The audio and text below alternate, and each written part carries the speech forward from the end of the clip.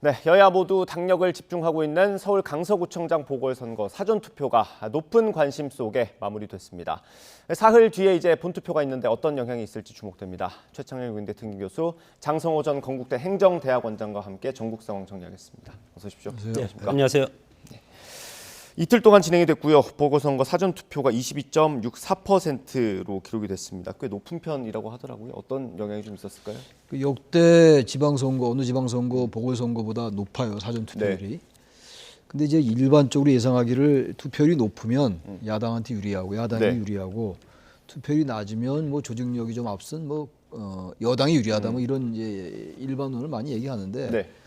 이 투표율이 이 사전투표율이 이렇게 높은 게 꼭 이제 최종적인 본투표율의 그 상승과 연결될지 그건 좀 지켜봐야 될 것 같은데요. 네. 일단 정치 고관여층들의 투표가 많았다라고 볼 수 있을 것 같고 또 최근에 이제 이재명 대표의 구속영장이 기각된 상황이라서 네. 중앙 정치에 대한 이제 관심이 높아지면서 양대 정당 국민의힘과 민주당을 지지하는 전통적인 지지층이나 이런 어떤 어떤 강성 지지층들의 결집 이렇게 볼 수도 있을 것 같아요. 네. 또 하나는 이제 항상 하는 얘기긴 합니다만 분산 투표 효과도 있고 말이죠. 당일날 할 투표를 이제 미리 그렇죠. 하는 이런 여러 가지가 있기 때문에 이 사전 투표율 높은 것 가지고만 특정 정당이 유리하다고 보기는 어려울 것 같습니다. 일단. 근데 지금 양대 정당은 각자 이제 자신에게 유리하다라고 보고 있는 것 같아요. 자신들 지지하는 이제 유권자들이 결집했다라고 이 양대 정당이 같이 보고 있는 거라서 네. 이 사전 투표를 가지고만 어떤 변수 삼기 좀 어렵지 않겠느냐 뭐 그런 생각을 합니다. 네. 교수님 보시면 어떠세요? 글쎄 지금 22.64%면 50만 명 중에서 11만 명이 네, 그 투표를 정도입니다. 했는데 그것이 22% 아니겠습니까?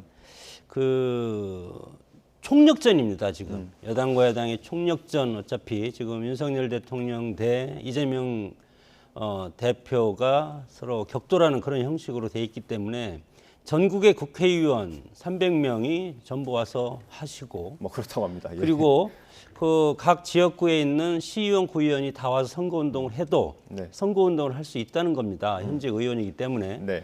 그래서 오히려 강서구에 가면은 다른 지역 분들이 네. 모르는 분들이 더 많이 와서 선거운동을 하고 있다. 이렇게 총력전을 벌이고 있음에도 불구하고 이재명 대표는 투표율이 사전투표율이 낮다 이렇게 걱정을 하고 있는 것이 방금 최 교수님이 말씀하셨지만 투표율이 높으면 통상 야당이 유리한데 네.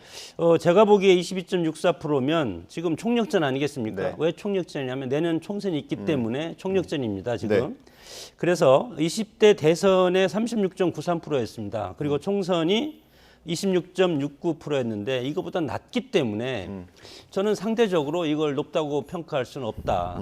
그렇기 때문에 지금 현재까지는 광서구에 있는 정치에 관심 있는 분들이 그리고 40, 50대 젊은 분들이 적극적으로 투표에 참여했기 때문에 네. 11만 3,313명이 투표를 했다.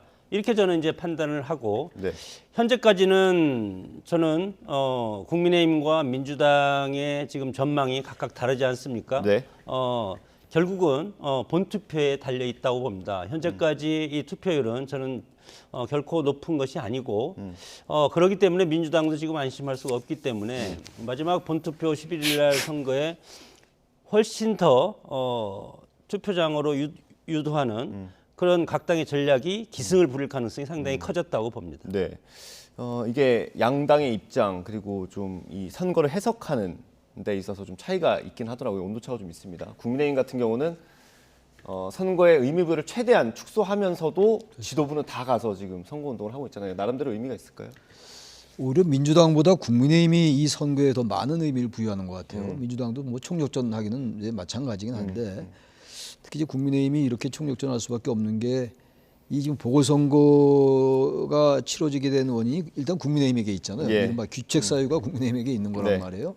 그리고 이제 그 당사자 이번에 공천을 받은 김태우 후보 본인 때문에 이제 이 보궐선거가 치러지는 거거든요. 네. 바로 그렇기 때문에 이게 윤석열 대통령 대 이재명 대표의 구도로 짜여져 있는 것 같아요. 네. 지금 이게 뭐 좋든 싫든 간에 말이죠.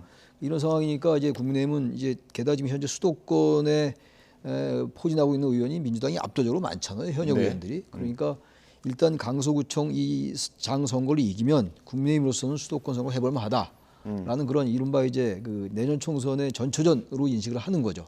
민주당도 마찬가지긴 합니다만 그래서 더욱더 이제 국민의힘이 이렇게 더 총력을 기울이는 것 같은데 과도하게 의미를 부여했다가 네. 만약에 어느 당이 이길지 뭐 전혀 알 수 없겠습니다만 어느 정당이라도 패배하게 되면 네. 그 당 지도부는 물론이고 말이죠. 정당 자체에도 상당한 문제가 될 수 있다. 정당 내부의 여러 가지 이제 그 세력 간의 균열 그리고 당 지도부의 책임론 아마 이런 것들이 나타날 수가 있어요. 그래서 국민의힘이 지금 며칠 뭐 그래봐 사흘밖에 더 남았습니까? 그래서 이 국민의힘이 일단 뭐 이제 마지막에 평을 좀 유지하면서 과하게 너무 윤 대통령 대 이재명 대표의 구도 이른바 프레임으로 짜이는 거 이거는 네. 일단 당위적으로도 바람직하지 않고 네. 그리고 양대 정당에 다 거부감이 아니라 뭔가 부담감이 있어요. 특히 양당 지도부의 책임론이 불거질 수 있기 때문에 근데 지금 과도하게 과열되는 측면이 있습니다. 김태우 후보가 워낙 이제 지난 정권 때 네. 민정수석실에 검찰 출신이기 때문에 검찰 수사관 출신이고 그렇기 때문에 더욱더 그런 것 같긴 한데 아무튼 마지막 남은 사흘 동안 좀 이제 지역의 여러 가지 현안이라든지 네. 지역 공약 이런 것들에 좀 집중하는 게 어떨까라는 생각이 듭니다. 네. 국민의힘 입장에서는 김기현 대표도 연일 현장에 가서 유세를 하고 있고 뭐 오늘 또 사무총장까지 간다고 하는데 만약에 네. 뭐 누가 이길지 알 수 없습니다. 모든 경우의 수를 따져 볼게요. 국민의힘이 진다면 지금 리더십이 어떻게 될까요? 뭐 흔들릴 수는 있겠지만 그러나 이제 당의 지금 전반적인 리더십의 흐름을 봤을 때 정치적 책임을 질 수 있겠지만 저는 뭐 어차피 지금 총력전을 벌이고 있는 것이 강서구청장 선거 아니겠습니까? 네.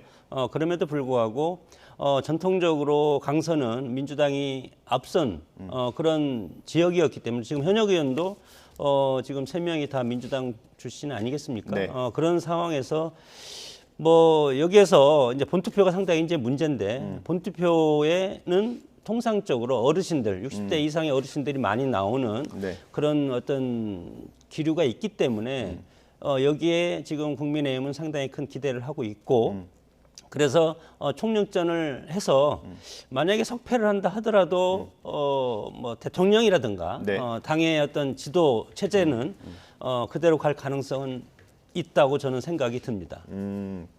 그러면 김기현 대표 체제가 그대로 유지될 수도 있다라고 보시는 것 같은데요. 일단 이제 표차를 봐야 될 것 같아요. 만약에 이제 이게 뭐 가정인데 네. 여러 가지 전제인데 국민의힘이 지면서 상당히 선전했다. 왜냐하면 지금 이제 장 교수님 말씀처럼 이 지금 강서구에는 현역 의원이 다 3명이 민주당 네, 소속이에요. 맞습니다. 그리고 지난 대선 때도 윤석열 후보보다 이재명 후보의 득표가 높았거든요. 네. 그렇다면 이게 지는 것에 대해서 어느 정도 면책 사유가 될 것 같단 말이에요. 근데 그 지는 차이가 굉장히 크게 차이가 나면 저는 지도부에 대한 책임론이 대두될 수밖에 없다. 아무리 김기현 대표가 대통령실의 뭐 지원이라고 단정을 못합니다만 지난 이제 전당대회 때 그러한 분위기가 있었단 말이에요. 네. 그렇다 하더라도 워낙 큰 표차로 지면은 수도권에 출마하려 하는 국민의힘 소속 뭐 당협위원장도 좋고 뭐 네. 현역 의원도 좋고 아마 그냥 나름대로 이제 갈등이 생길 것 같아요. 단지 그러나 아주 만약 지더라도 아주 근소한 차이로 졌다. 네. 그렇다면 뭐 김기현 대표 체제가 견고하게 갈 좀 수가 할 말이 있죠. 생기는? 네. 그러니까 이제 또 그리고 아주 크게 지지 않는데 지금 당 체제를 다시 정비하고 뭐 비대위를 꾸리고 전당대회를 할 정도의 그런 상황은 아닌 것 같아요. 국민의힘이 집권 세력이기 때문에 야당하고 좀 다르죠. 아. 구도 자체가. 저는 그래서 약간 아주 큰 차로 지면은 당 체제 정비에 대한 얘기가 분출될 수밖에 없는데 그렇지 않고 워낙 뭐 이 선거 지역 자체가 민주당에게 유리한 지역이기 때문에 네. 국민의힘에게 불리한 지역이기 때문에 큰 차가 아니면 대표 체제가 그대로 갈 수 있다. 김기현 대표 체제가 그렇게 생각합니다. 그 이제 지방 선거고 이제 구청장 선거지 않습니까? 네. 구청장 선거는 사실은 민생이 최대한 화두고 네. 그 강서구민의 여러 가지 민생 현안에 대한 해결을 누가 더 잘할 것인가 그렇게 해서 보면은 양당의 지금 그런 구도적인 어떤 이슈를 제시하는 걸 보면은 여당 입장에서는 뭐 빌라를 아파트로 뭐 이런 식으로 지역 발전에 대한 공약이 상당히 큰 반면에 네. 그것이 이제 집권당 프리미엄이라고 할 수가 있고 민주당은 정권 시판을 정면으로 내걸지 않았습니까? 예. 그래서 이것이 오히려 유권자의 선택에 어떤 영향을 끼칠 수도 있다고 봅니다. 그래서 뭐 최 교수님 좀 전에도 말씀을 하셨지만 지난번 대선 때 민주당이 48.7%를 얻었고 네. 그리고 국민의힘이 46.5%입니다. 네. 지난 대선 때 윤석열 대통령이 간발의 차로 당선됐지만 강서에서는 2.2% 차이였는데 네. 이때 투표율도 77.4%로 했기 때문에 상당히 높지 않았습니까? 네. 그러나 이번 지방선거가 지금 사전투표율 22.64%고 만약에 50% 통상적으로 보궐선거 보면은 50% 내외의 투표율을 보였기 때문에 만약에 50% 내외의 투표율을 보이면 동원선거가 상당히 가능한 네. 그런 선거 구도이기 때문에 그리고 지방선거 때 김태우 후보가 50.6%로 이제 민주당 김승현 후보가 48.1%로 네. 또 2% 정도 차이로 또 이때는 김태우 후보가 이겼습니다. 네. 그렇기 때문에 이것은 뚜껑을 열어봐야 된다. 알겠습니다. 반대로 민주당이 졌을 경우 혹은 신승을 했을 경우에는 민주당 리더십에 어떤 영향이 있을까요? 민주당의 만약에 지도부에 대한 책임론 얘기를 말씀하시는 건데 저 신승을 했다 하더라도 이재명 체제에는 공고히 갈 수밖에 없어요. 신승하더라도. 네, 신승하더라도 물론 이제 당내 비명계를 중심으로 아주 근소한 차로 이기면 원래 이제 그쪽 선거 환경이 민주당이 유리하기 때문에 근소한 차로 이기면 얘기가 뭐 좀 분출될 수 있는 그런 토대는 마련될지 모르겠으나 일단 이겼기 때문에 네. 그다음에 이재명 대표의 영장이 기각된 상태예요. 기각된 상태고 지난달 27일이니까 제법 시간이 됐습니다만 네. 그렇다 하더라도 이재명 대표 체제가 상당히 공고화돼 있거든요. 예. 그래서 민주당이 설령 지더라도 비명계의 목소리는 사실 차찬 속의 태풍에 그칠 가능성이 크다. 그래서 저는 근데 아주 큰 차로 진다. 뭐 그럴 가능성이 어떨지 모르겠습니다. 민주당이 아주 약간 국민의힘이 큰 차로 지는 것도 가정을 했으니까 예. 이걸 반대로 똑같이 민주당이 아주 큰 차로 진다. 선거라는 걸 알 수 없으니까 그렇게 된다면 얘기가 나올 수 있죠. 이재명 대표의 영장 기각이 오히려 보수층의 결집을 초래해서 국민의힘이 신승하거나 큰 차로 이긴다. 그렇게 된다면 이재명 대표로는 내년 총선이 위험하다라는 그러한 위기의식 같은 게 네네. 민주당이라고 생기지 말란 법이 없죠. 그래서 이번 선거는 뭐 양당이 좋든 싫든 간에 내년 선거를 가늠할 수 있는 리트머스 시험지라는 측면도 있습니다만 전초전이라는 측면도 있습니다만 정당 내에 양대 거대 정당 내의 지도부 네. 그리고 어떤 세력 역할 분담 그리고 세력의 분화 이런 것들에도 영향을 미칠 가능성이 크다. 근데 그거는 결국은 어느 표차로 어느 정도 표차로 이기느냐 어느 정당이더라도 거기에 많이 달려 있을 것 같습니다. 이재명 대표가 그 현장 유세를 나간다는 공지가 나왔다가 취소가 됐어요. 아직 한 번도 현장 유세에는 참여하지 않은 거거든요. 이거는 어떤 판단이 있는 걸까요?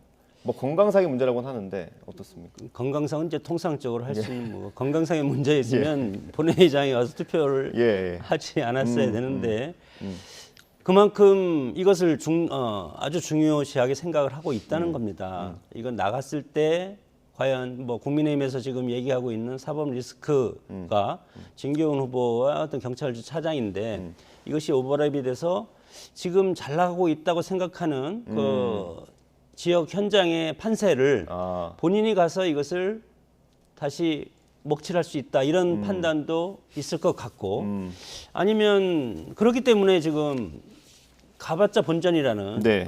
그런 어떤 평가도 있지 않습니까? 그래서 상당히 조심스러운 그런 이제 행보를 보일 수밖에 없고 그만큼 이번 선거가 이재명 대표한테는 상당히 중요한 의미를 부여할 수밖에 없고 만약에 패배하면 대표로서 기능을 할 수 없다고 봅니다. 그리고 국민의힘에서 패배를 할 때 저는 10% 이상 격차를 두고 패배를 한다면 당 대표가 지도 체제가 저는 지도부가 책임을 져야 된다고 생각이 들기 때문에 국민의힘도 국민의힘 나름대로 총력전을 벌이고 민주당대로 지금 총력전을 벌이고 있는 그런 선거 양태라고 생각이 듭니다. 예, 알겠습니다.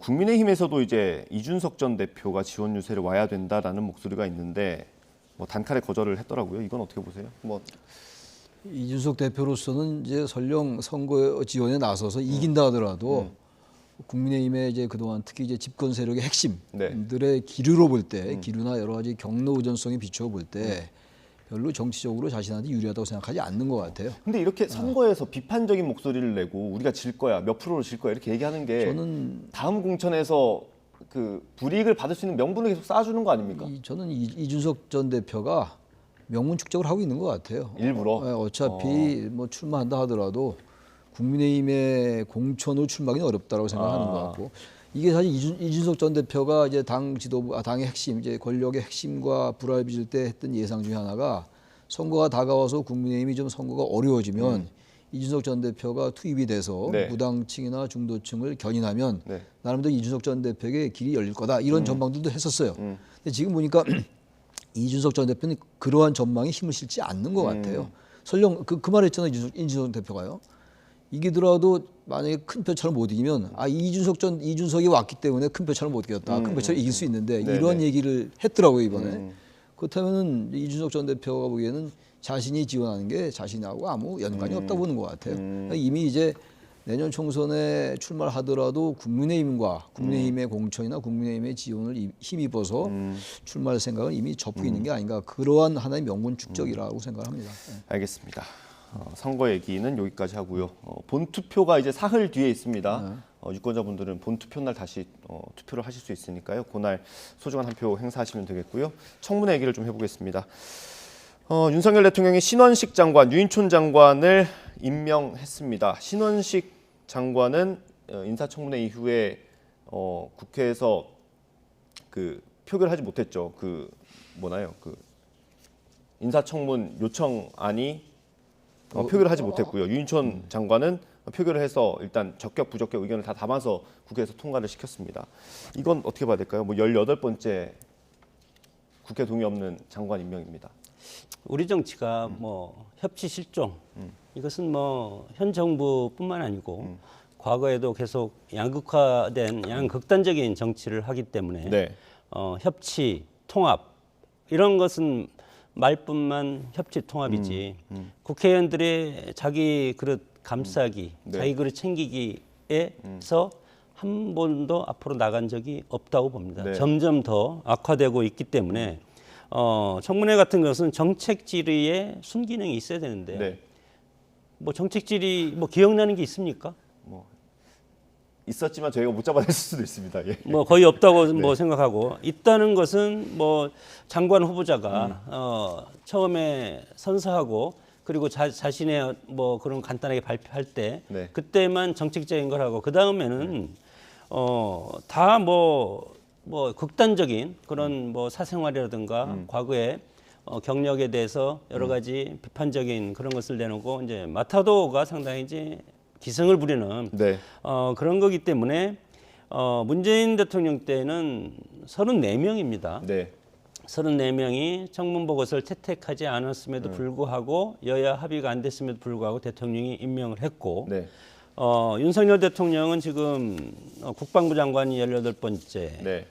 그리고 이제 또 뭐 여가부 포함하면 이제 19번째. 아직 안 했으니까요. 예, 포함하면 이제 그렇게 되는 것이고 이것이 노무현 대통령 때는 그래도 어느 정도 협치가 됐나 봅니다. 네. 이때는 3명을 임명을 했고 이명박 대통령 때부터 박근혜 대통령은 10명, 네. 그리고 이명박 대통령 17명. 뭐 이렇게 돼서 이때를 기점으로 해서 탄핵을 기점으로 해서 네. 여야가 극명하게 협치 전선이 파괴되는 네. 협치가 파괴된다는 것은 결국은 의회 정치가 실패하고 있다. 네. 이렇게 생각이 들기 때문에 이것은 뭐 여당과 야당 문제뿐만 아니고 우리 정치권의 정치의 어떤 정치적 문화가 이렇게 흐트러지고 있다고 보고 네. 이것은 대우각성을 해야 되는데 구조적인 문제도 있다고 봅니다. 뭐 여러 가지 여야가 합의를 안 해도 임명할 수 있다는 뭐 네. 그런 것들도 네. 이제 국회에서 입법화를 통해서 손을 볼 필요도 있고 그리고 청문회 방식도 네. 신상 털기보다는 정책 중심으로 하고 네.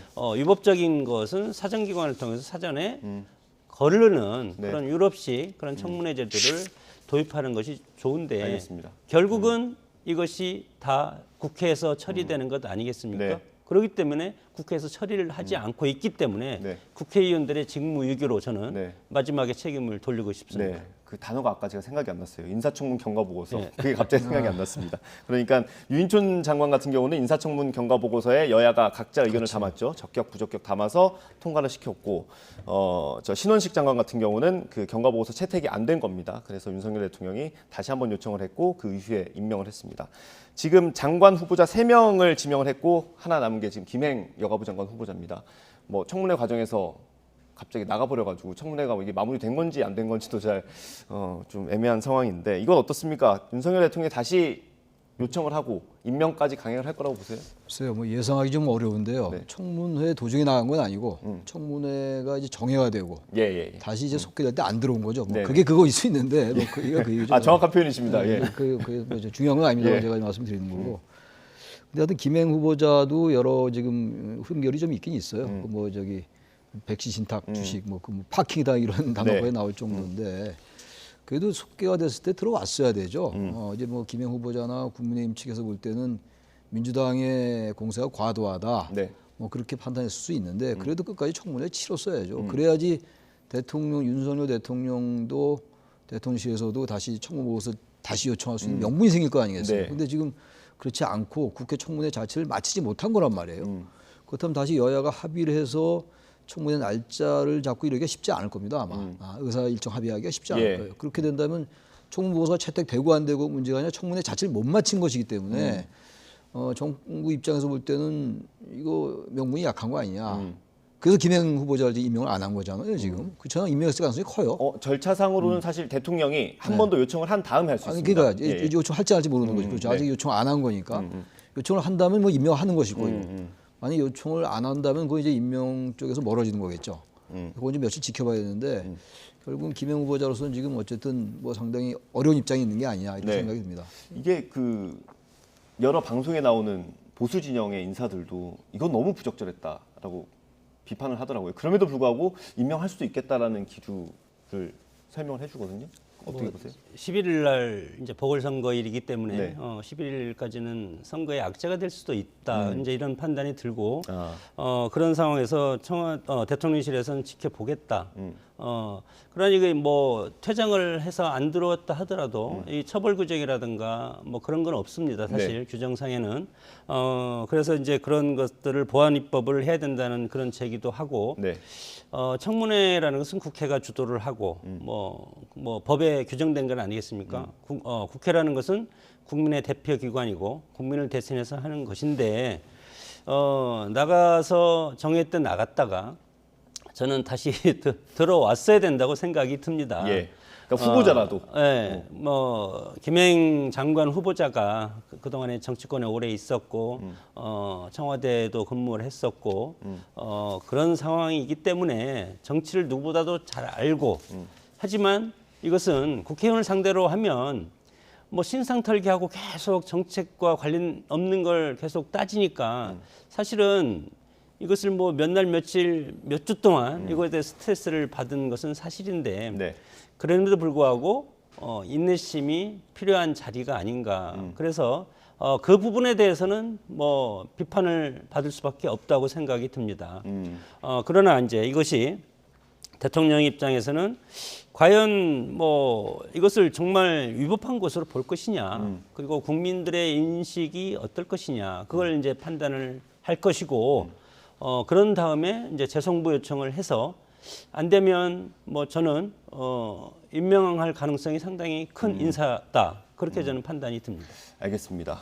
이 주제와 관련해서는 마지막으로 교수님께 여쭤보겠습니다. 인사청문회를 거치면서 여러 인사들에 대해서 좀 뭐랄까요?